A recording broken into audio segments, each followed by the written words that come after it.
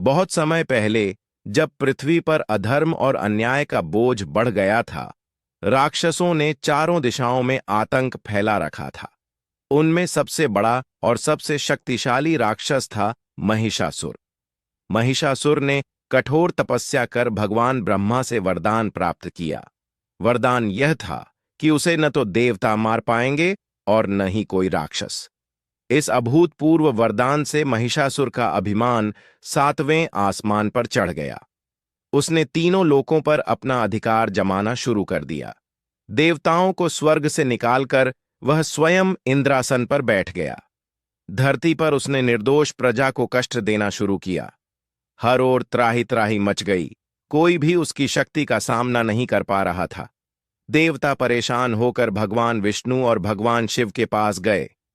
सभी देवताओं ने मिलकर प्रार्थना की, हे प्रभु, अब केवल आप ही हमें इस संकट से मुक्त कर सकते हैं। तभी भगवान विष्णु, महादेव और ब्रह्मा ने अपनी शक्तियां एक साथ प्रकट कीं। देवताओं के तेज का संगम हुआ और वहां एक दिव्य शक्ति उत्पन्न हुई। वह शक्ति कोई और नहीं बल्कि मां दुर्गा थीं। मां दुर्गा का स्वरूप तेजोमय और अद्वितीय था। उनके 10 हाथ थे और हर हाथ में एक दिव्य अस्त्र। शिवजी ने उन्हें त्रिशूल दिया, विष्णु जी ने चक्र, इंद्रदेव ने वज्र, वरुण ने शंख और अग्नि ने शक्ति प्रदान की। सभी देवताओं ने अपने अपने अस्त्र देकर मां को अजेय बना दिया। मां दुर्गा का स्वरूप इतना प्रकाशमान था कि पूरा ब्रह्मांड आलोकित हो उठा। उनके चेहरे की दिव्यता देखकर देवताओं ने उन्हें महिषासुर मर्दिनी का नाम दिया।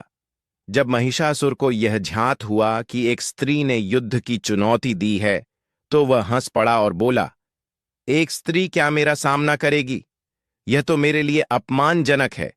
लेकिन मां दुर्गा ने धैर्य और शक्ति से उत्तर दिया, महिषासुर, तेरा अंत निकट है। तेरा अभिमान अब मिटने वाला है। युद्ध प्रारंभ हुआ। महिषासुर अपनी सेना लेकर मैदान में उतरा। कभी वह हाथी का रूप लेता, कभी सिंह का, कभी भयंकर राक्षस का, लेकिन हर बार मां दुर्गा ने उसे परास्त कर दिया। युद्ध कई दिन और रातों तक चलता रहा। आखिरकार नवमी के दिन निर्णायक क्षण आया। महिषासुर ने भैंस का रूप धारण कर मां दुर्गा पर आक्रमण किया। वह गर्जना करता हुआ मां को परास्त करने की चेष्टा करने लगा। मां दुर्गा ने सिंह पर सवार होकर अपने त्रिशूल से महिषासुर का वध कर दिया। उसकी गर्जना शांत हो गई और पृथ्वी पर शांति स्थापित हुई।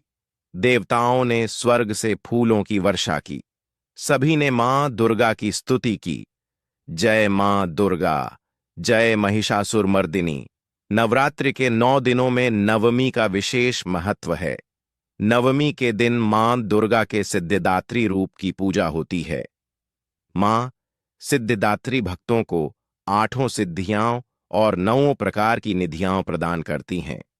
कहा जाता है कि नवमी के दिन मां दुर्गा ने महिषासुर का वध किया था, इसलिए इस दिन को विजय और शक्ति का प्रतीक माना जाता है। इस दिन भक्तजन उपवास रखते हैं, मां के चरणों में पुष्प, धूप, दीप और नैवेद्य अर्पित करते हैं। कन्या पूजन किया जाता है, जहां 9 छोटी कन्याओं को देवी का स्वरूप मानकर भोजन कराया जाता है। नवमी की रात को भक्तजनों का मन एकाग्र होता है, क्योंकि यह विश्वास है कि मां दुर्गा स्वयं उस घर में विराजमान होती हैं, जहां उनकी श्रद्धा और भक्ति से पूजा होती है।